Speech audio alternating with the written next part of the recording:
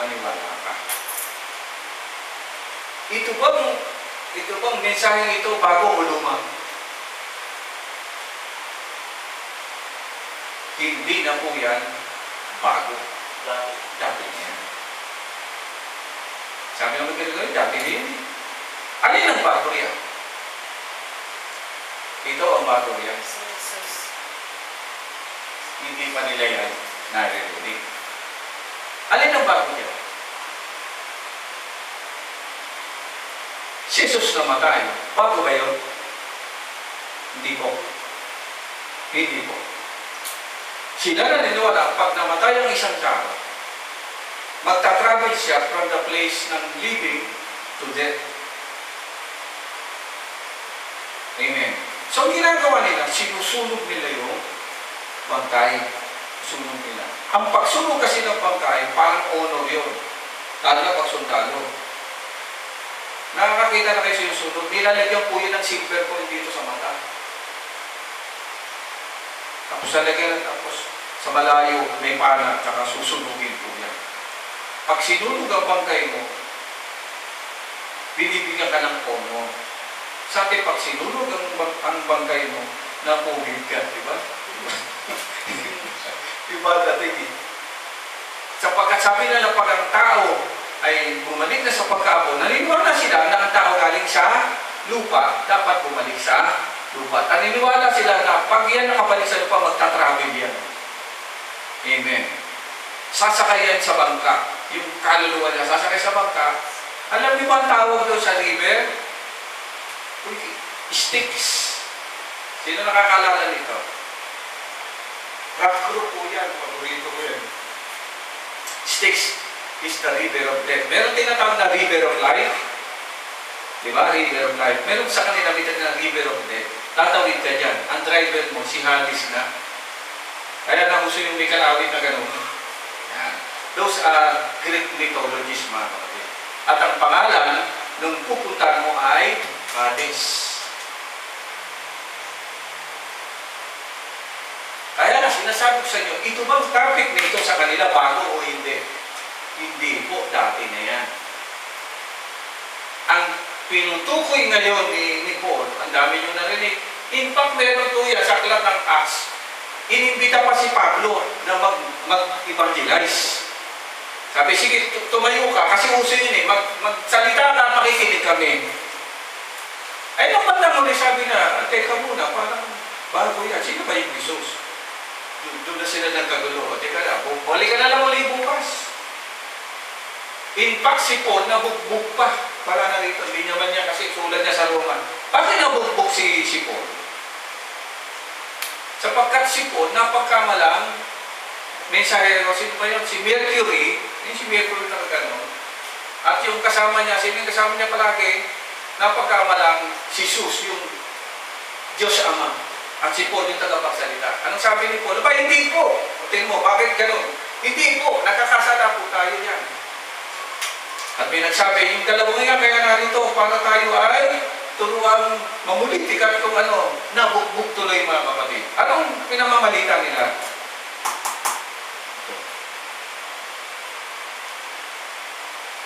Ano napasin ninyo sa panahon natin? Isa ba ang pagkakilala natin sa Jesus na ito? Hindi. Amen?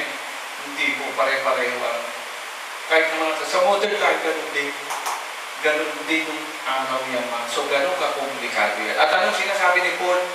Ang Panginoong Jesus, kapangyarihan niya ng Diyos, para sa inyong kaligtasan, kung maniniwala kayo, doon nagkaroon ng problema. Amen? Tapos bumanat pa si Paul, saan nagsimula ang kaligtasan? Saan nagsimula ang kaligtasan? Nakasulat mo ron, pakibasa First, sa Hudyo. To the Jew first, also to the Greek. Nagsimula raw ito sa Jews, tapos to the Greek. Mga kapatid, tumingin kayo sa akin. Palagay nyo, papayag sila niyan.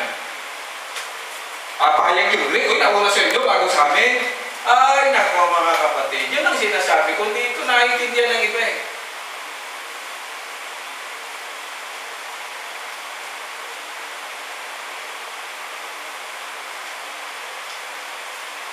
Honestly, sino sa inyo magkapagsasabi na nauna yan talaga sa Hudyo?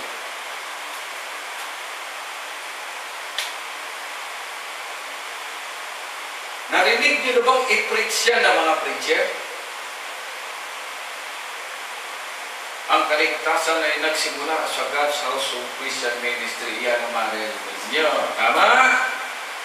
Ang kaligtasan ay sa Iglesia ni Cristo, sa Church of God, sa Mormon. Puro ka na lang sinasabi. Nasaan ang Diyos?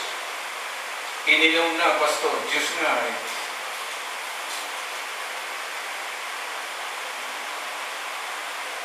At kaya may gera ngayon sa Israel dahil dito sa mga Hudyo ito. Diba? Sino nakakapanood? Binobomba ngayon, nakakagulo. Dahil ang Hudyo ang kaisa-isang bansa sa Middle East na hindi Muslim. Yan. Sabi tuloy ng mga taga-ron, uwi na tayo. Binubomba tayo rito. Sino binubomba? Yung mga Hudyo. Akala niyo sinulat ito, 56 AD. Ano na ngayon, 2024 na. Ang tagal na, halos magdadalawang libong taon na lumipas. Nagbago ba ang Isaiah? Hindi po, mga kapatid. Kahit saan man natin tignan, ang Panginoon Kristo mismo Hudyo, sa kanila talaga nagsimula yan. Ang mabuting balita ay patungkol dyan, nagsimula sa Panginoong Jesus at nagsimula sa mga Hudyo bago napunta sa kaninuman, mga kapatid.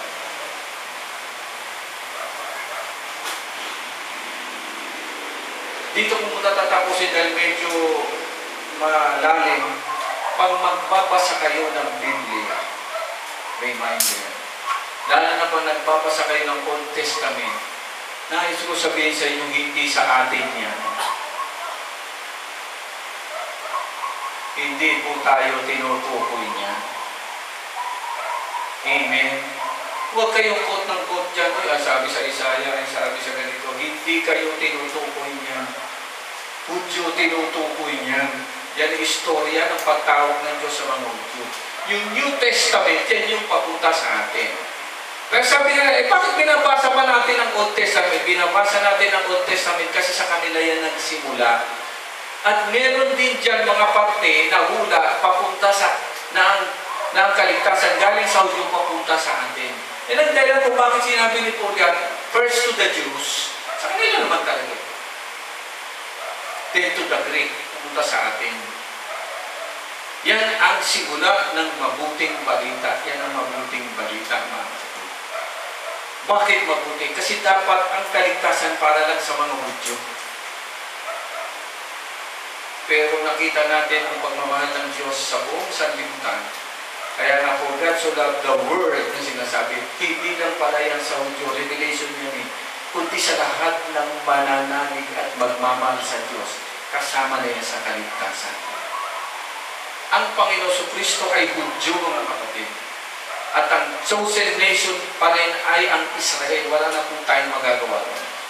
Sa kasalukuyan, sa modern age natin, marami po ang hindi naniniwala sa sinasabi ko. Ang sinasabi nila, hindi ang kaligtasan sa amin lang. Ito lang. Binaliwala na nila ang Israel. Oo, matigas ang ulo niyan, pero yan ay bayan ng Panginoon Diyos. Wala na tayong magagawa dyan. Pasalamat tayo sapagkat ang pag-ibig at pagtingin ng Diyos na baling sa atin ngayon. Pero ang Biblia nagsasabi, may time lang na nakalaan sa atin. Pagkatapos ng time na yun, na i-discuss natin sa mga susunod, mababalik na ang focus sa Israel. Sapagkat tandaan ninyo mga kapatid, sa pagbabalik ng Panginoon, ang paa niya ay sasayat sa Mount of Olives. Sa Mount of Olives? Sa Israel. Ang Israel ang magiging sentro ng lahat sa daigdig na ito. Hindi ang Pilipinas. Amen. Kaya walang appointed son dito sa daigdig. Kaya nga sabi dito ng Panginoon, Matthew 20, naalala nyo, pag wala na ako, marami ang magsasabi, magpapanggap na siya ang Kristo. Sa iba't ibang dako, huwag kayong maniniwala na nandun si Kristo, dumating na si Kristo, huwag kayong maniniwala. Sapagkat ang pagdating ng Panginoon ay katulad daw ng magnanakaw. Amen. Ang pagdating ng magnanakaw, walang official notice. Ano sasabihin ng magnanakaw? Ay, tatatiyo mami, magnanakaw ko sa inyo. Walang ganun. Masadaran. Ang sinasabi lang dito, mga kapatid, ngayon dumating na ang kaligtasan sa ating mga hitil, maghanda tayo. Ito lang naman ang gagawin natin eh. Believe in the Lord Jesus Christ at sumunod tayo. Ayun, sana yun. Akay, total, inaakay na tayo. Matuto tayong sumunod sa Kanya. Tandaan natin mga kapatid, isa lang ang bibigyan natin ng loyalty at pagsunod. Walang iba kundi ang Panginoong Jesucristo. Hindi si pastor, hindi yung evangelist o kung sino man. Tandaan ninyo mga kapatid. Diyan ang pinakamalaking pagkakamaling nangyayari ngayon sa Christianity. Ang focus ay nandoon sa lingkod. Hindi po, kaya ang tawag sa amin lingkod na Diyos. Kami ang maglilingkod, hindi kami ang paglilingkuran. Hindi kami dapat sasambahin.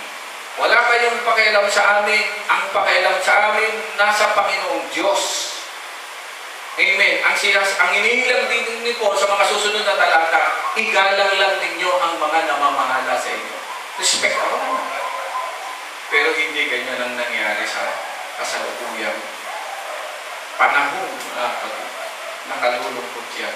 Kaya nga napakaganda na binigyan tayo ng Panginoon bago man lang siya bumalik, na linawin sa atin ang katotohanan patungkol dito. Tandaan ninyo, ang mabuting balita, yun yung kapangyarihan ng Diyos. Kung gusto mo maligtas, mabuting balita pa rin.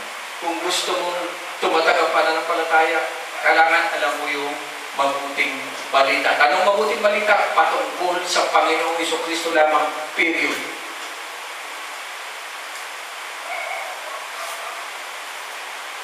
Amen. Ha? Wala na po. Wala tayo ditong Trinitarian, wala tayo ditong Manes, sapagkat ang lahat ng yun ay doktrina na ng tao. Wala pong ganun sa original. I-discuss ko rin po sa inyo isa-isa yan. Meron pa tinatawag na pre-tribulation, mid-tribulation. Ang pinakamaganda, pre-tribulation. Bakit ba gusto magdusa? Sabi ko, kayo, anong gusto nyo? Pre-trib kami, pastor. Bakit? Ang sarap nyo. Oo nga naman, di na kayo magdurusa. Pero sinasabi siya, wala namang ganun eh. Ang sinisiguro lang ng Panginoon, ano man ang dumating na kapigatian sa daigdig na ito, ililigtas ka ng Panginoon sa kanyang takdang oras at panahon. Huwag ka nang mag-alala. Wala na kaalam. Maaaring bukas din rin magkita-kita pa tayo sa labat. Magpusmustahan tayo. Pero sabihin mo, magbigay ka ng takdang panahon, hindi mo trabaho yan ng mga nananampalataya. Ang trabaho ng mananampalataya? Sumunod.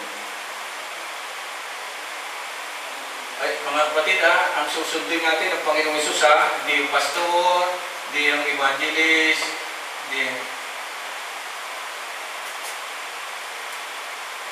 Manood kayo ng yung isang, dati ang galing patay na siya. Ngayon, ang ginagawa, sayo na sayo. Hindi napansin. Bakit nagsayaw? Sabi ko sa'yo, tinumuros ko. Kung nabubuhay na yung leader dito, dito papayag na ganyan ang ginagawa. Paano? Hindi nila kaya yung salita ng Diyos. Nagpakain na lang sila ng nagpakain. Wala na silang may pakain na salita ng Diyos. Nagpakain na lang talaga. Hindi ko sayaw-sayaw pa ngayon. Sabi, tanong mo nila mistik kung gusto nila magsayaw. Lahat na lang nagsasayaw. Tapos lahat na lang kumakanta parang nag-concert. Rito, sabi ko, yan ang sinasabi lang. Pagdating ng huling panahon, makikita niyo mga pagbabago. Di pa ba patungkol sa Panginoong Diyos? I doubt it, mga kapatid. Kaya nga, patuloy tayo mag-aral. Tandaan natin, ito po ang basic natin, mga kapatid. Walang iba. Pangalan ngayon, if you want to praise God and to glorify God, huwag mong kalilimutan, lahat ng yan ay nasa pangalan ng Panginoong Jesus, siya yung Kristo. Amen? Pag nanampalataya ka sa Panginoong Jesus, sa kanyang ginawa, ibig sabihin, nanampalataya ka sa kanyang Diyos, sa Diyos Ama, na siyang nagsugo sa kanya. Maintindihan nyo rin yan sa bandang huli, kung sino talaga ang Panginoong Jesus. Sa ngayon, magulo, kasi may Trinitarian, may Unitarian, may tao, may Diyos, may pangalawang Diyos, napakagulo. Bakit nagkaganon? Sa original, wala pong ganon. So dito makita natin, wala lang ang umpisa, akayin ka sa pananampalataya. Hindi ko pa po natitipay kung ano yung pananampalataya talaga at paano ang susunod. Kaya ano ba, susundin ba natin ang Old Testament? O susundin natin ang New Testament? Huwag yung gulo nyo. Sabi nyo, hindi na tayo nasa ilalim ng kautusan.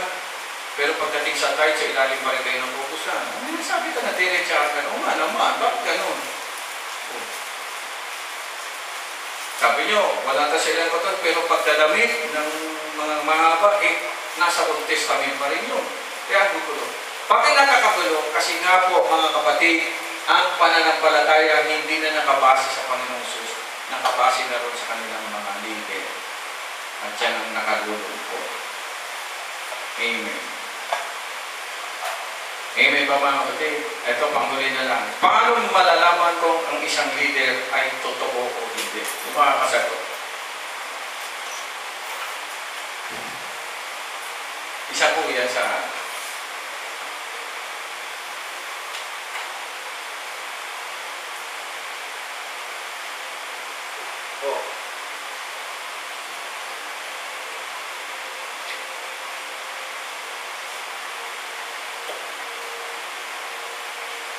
dumating si Moses, namatay. Tama? Leader yun. Si Abraham, namatay. Si Moses sa dulo na hindi. Abraham, namatay. Si Isaac, namatay. Sino anak niya? Si Jacob o si Esau, namatay. Ang anak nila, may dalawang anak na lalaki babae. Namatay. Hanggang ngayon, galit na galit sila sa lahi ng Israel. Amen. Nung dumating ang Panginoon sa Kristo, hindi siya namatay, pinatay. Amen. Nung dumating sila Peter, anong ginawa sa kanila? Pinatay. Dumating si Pablo, anong ginawa sa kanila? Pinatay. Amen ba mga kapatid? Oh. So, puro ganun, puro ganun. Bakit din ginagawa yung mga kapatid?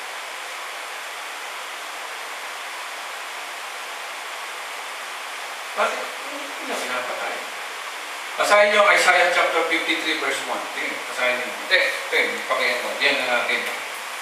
Buksan ang inyong isip.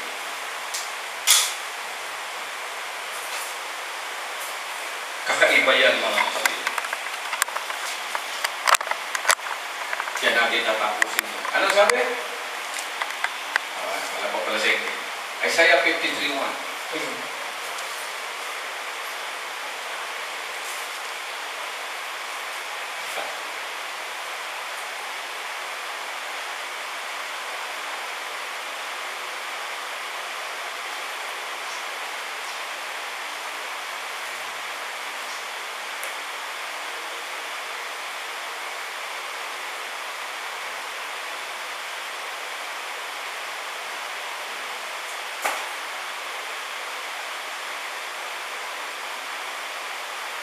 O ano na? Basa, ano? Sagot ng mga tao, sino maniniwala sa ibinabalita namin ito? Okay. Sino makapagpapatunay na pinahintulutan ito ni Yahweh? Amen. Ano makita niyo dyan? Ano daw ang katangian ng mabuting balita? Okay. Yeah.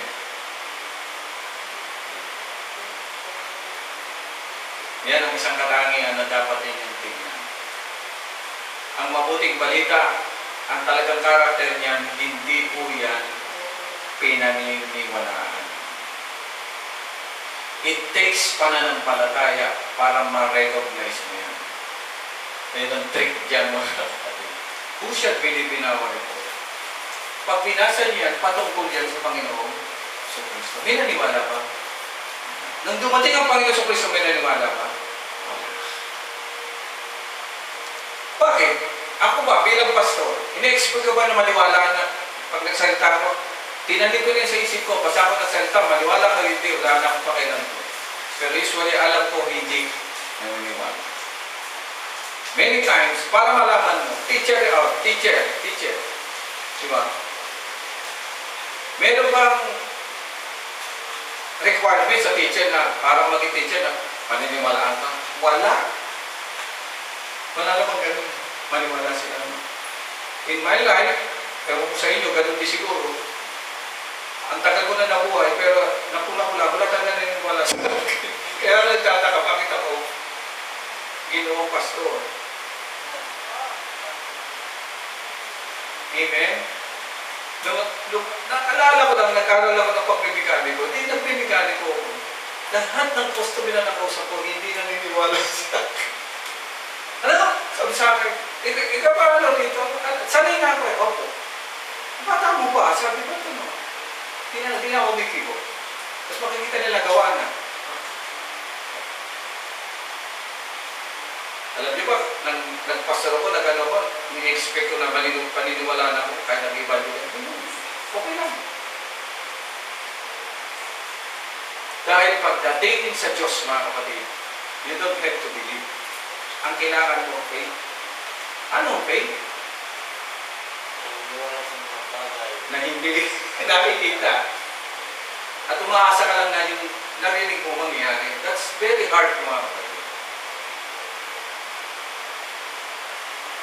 Kasi ang konteksto nito, ulitin ko, gera. Pag may nagbalita, mga kapatid, no? Yung pagdududa, hindi na talaga nawawala yan. At ang isang katangian ng katotohanan, pagdududa. Naman? Kahit sa korte, mga kapatid, pag nagpunta kayo doon, magkabilang panig yan. Pareho magsasalita. Sino ang magsasabi ng totoo? Yung nagsasabi ng totoo, hindi yung pinaniniwalaan. Sino ang magagaling? Mabula. Mga bula, grabe kung magsalita. Akala ko sila yung totoo. Yun yung balancing pang-equation ng Panginoong Diyos. Amen.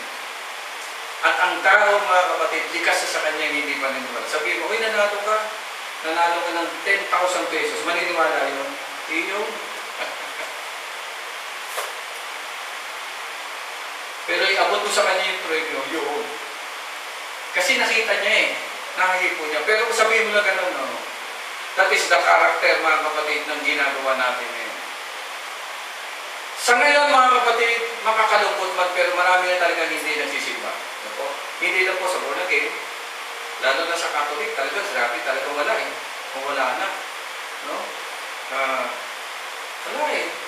Hindi na sila naniniwala doon. Lalo pong maniniwala. Sino pinaniniwalaan nila?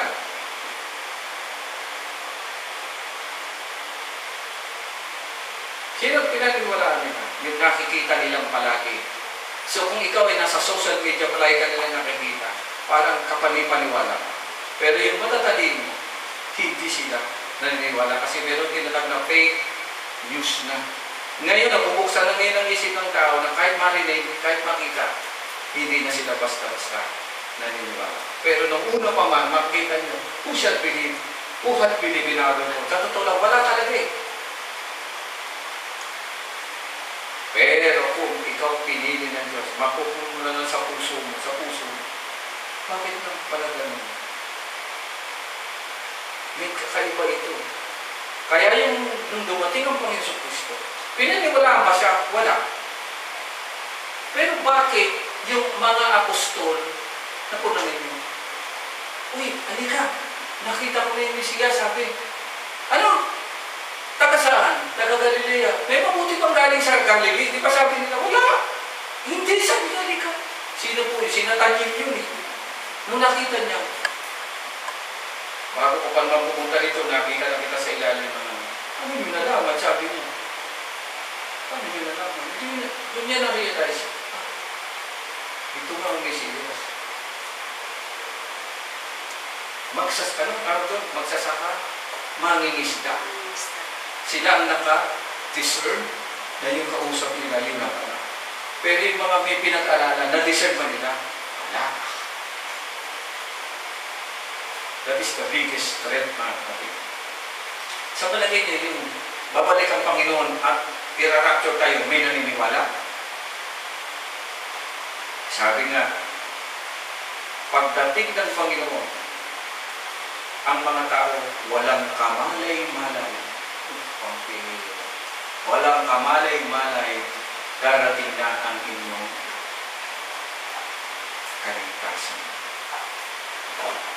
Napakahirap, hindi po ba? Napakahirap. Kaya nga, ang rito, mag-focus ka lang sa Panginoon sa Kristo. Pag may nagsalita na hindi Panginoon sa Kristo, huwag mo nang pansin. Malayo. Kahit pastor pa yan, kahit ano pa yan, basta hindi yan ang topic, hindi yan ang totoo. Sapagkat sa panahon natin ngayon, this is the age of deception. Napakahirap nga niya mga kapatid. Tapos makikita mo magra-rapture daw sa ganito. Papasok sa isip mo, alin ang totoo mo, alin ang hindi. Yun ang mahirap eh. Wala na, labo-labo na. Pero sabi nga dito, ang manatiling, tapat, hanggang wakas. Hindi hanggang una, hanggang gitna, hindi. Hanggang wakas ang siya lang maliligtas. Bakit? Ito ang training natin. Naturuan ka. Mahirap ko ito. Pagsunod. Ito, medyo madali-dali pa eh. Kasi maraming inakay, wala na ngayon, hindi kaya sumunod. Dapat, kung naakay ka, sumunod ka. Wala, dito ka lang bagsak na. Paano ka ito? Yung iba nung naakay, hindi naman kaya sumunod. Lalo. Ilang years na tayo sa ministry? 20 years. Dito lang yun. Eh, kung nanahuna pa. Nasa na sila? Wala, hindi nag-survive. Parang ito, naniwala kayo kay Pastor Roddy. Okay lang, hindi ganda nga. Pag ako nakakarin nyo, naniwala, okay lang. Ibig sabihin, biblical ka eh. Ay, ako mga kapatid. Na kaya matitira. Diba? Sabi ko ba nung araw, nung gumraduate ako ng 2 years, ako lang mag-isa. Nung gumraduate ako ng 4 years, ako rin mag-isa. Walang natira. Nung nagtrabaho ko, walang maniwala na ako mekaniko. Sabi ko sa akin.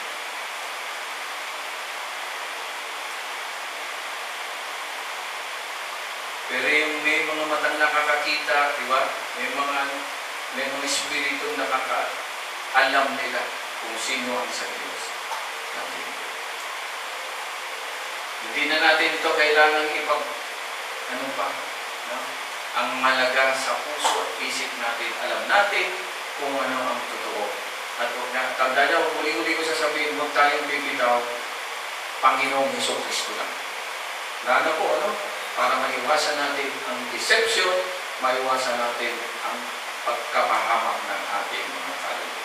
Yun lang po na ngayon, sa susunod pa natin, mga pag-arap ay papatuloy natin makikita ng mga kapatid yung mga susunod na topic dito. Like for example, bibigyan ko kayo ng ano para pwede nyo basahin. Tingnan nyo ang susunod na mga topic. Anong sabi?